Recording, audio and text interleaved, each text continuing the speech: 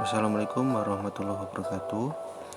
Eh, Terima kasih kepada Ibu Mami selaku moderator pada sore hari ini. Yang terhormat Ibu dosen pengampu mata kuliah Pemasaran Manajemen Pendidikan, Ibu Arista Ika Widiawati MPDI, dan juga teman-teman mahasiswa yang berbahagia.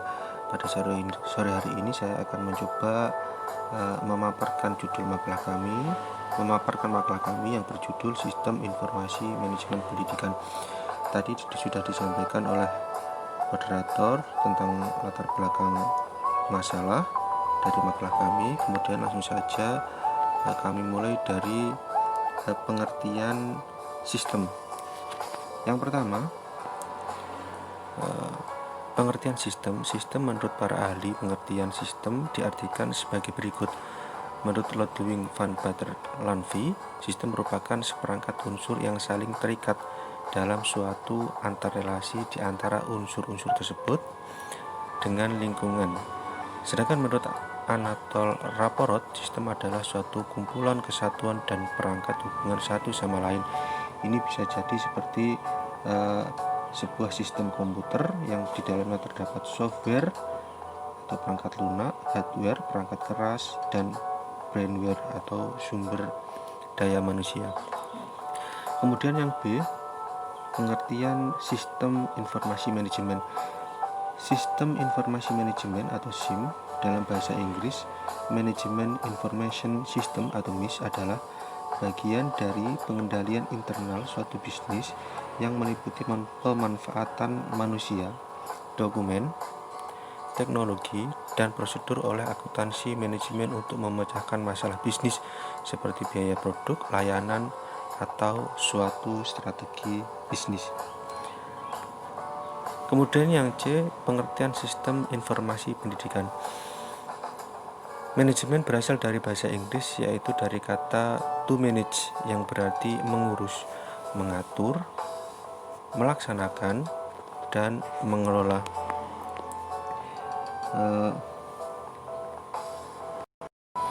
Jadi SIMDIK atau Sistem Informasi Manajemen Pendidikan dapat diartikan sebagai sistem informasi untuk kebutuhan manajemen lembaga pendidikan. Dalam hal ini adalah sekolah-sekolah yang dapat di-cover dengan SIMDIK. Ini adalah sekolah TK, SD, SMP, SMA, dan sederajat.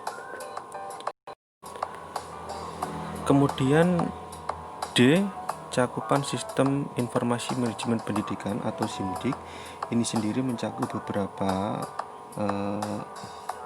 back office, antara lain adalah koneksi dan setting, kemudian pengelolaan kesiswaan, lalu pengelolaan akademik, pengelolaan guru dan karyawan, pengelolaan keuangan, pelaporan siswa, bank soal, dan kemudian pengelolaan akademik.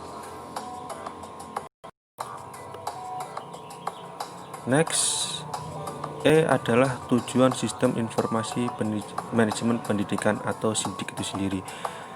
Tujuannya adalah yang pertama, membantu seluruh bagian yang berperan di dunia pendidikan dan penelitian, memberikan informasi yang menyeluruh tentang pendidikan dari tingkat sekolah dasar hingga sekolah menengah umum atau yang setara dengannya.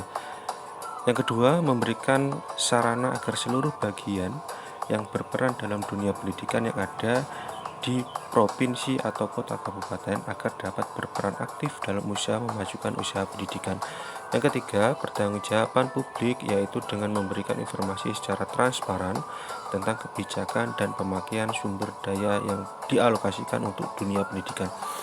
Yang keempat, meningkatkan pengetahuan guru dan murid tentang dunia informatika serta manfaat yang dapat diambil melalui beberapa penelitian.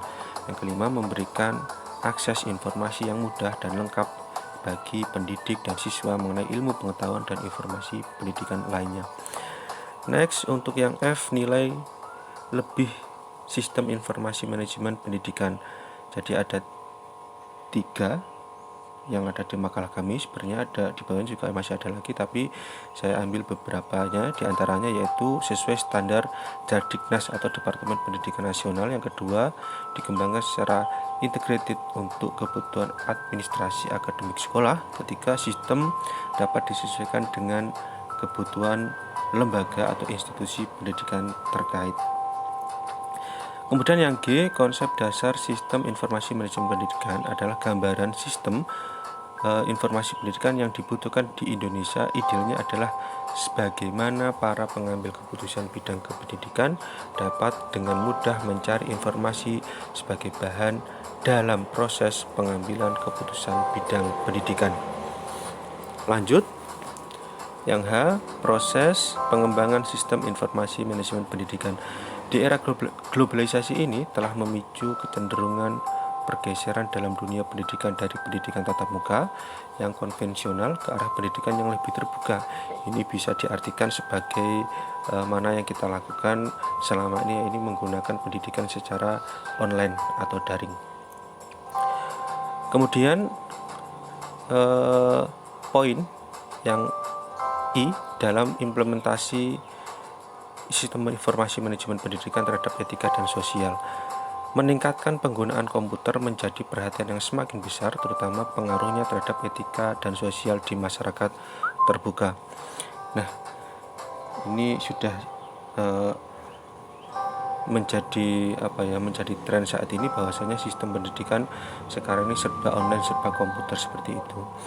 Kemudian selesai.